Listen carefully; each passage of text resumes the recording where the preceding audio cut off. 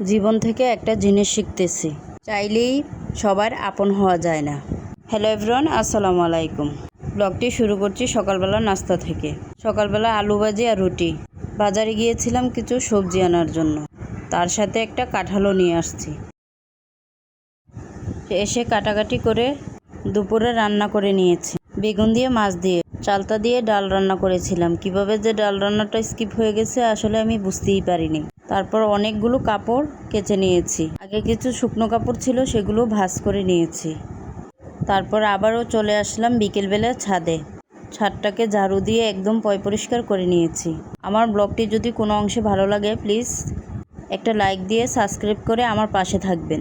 আর Facebook থেকে দেখে থাকলে ফলো দিয়ে পাশে থাকবেন। এই তো সব গাছে একটু একটু করে পানি দিয়ে দিচ্ছি। মাশাআল্লাহ, আমার গাছে অনেক সুন্দর ফুল ফুটে আছে। আর আপনারা সবাই তো জানেন যে ফুল আমার অনেক প্রিয়। আমার যদি আরও জায়গা থাকতো আরও অনেক অনেক ফুলের গাছ লাগাতাম, কিন্তু এই অল্প জায়গার মধ্যেও যতটুকু পেরেছি ঠিক ততটুকুই চেষ্টা করেছি ফুল গাছ লাগানোর জন্য।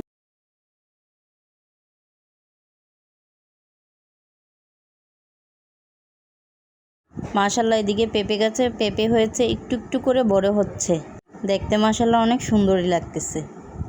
ভিডিওতে দেখিয়েছিলাম একটা ডিওয়াই করেছিলাম, একটা 5 কেটে।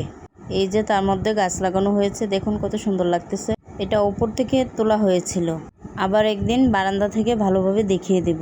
আর সাথে সাথে পেঁপে গাছগুলো একটু পরিষ্কার করে নিলাম। আমার ভয়েসে কোনো অংশে যদি ভুলভ্রান্তি হয়েছে প্লিজ ক্ষমার দৃষ্টিতে দেখবেন। আর ভালো থাকবেন, সুস্থ থাকবেন সবাই। আল্লাহ হাফেজ।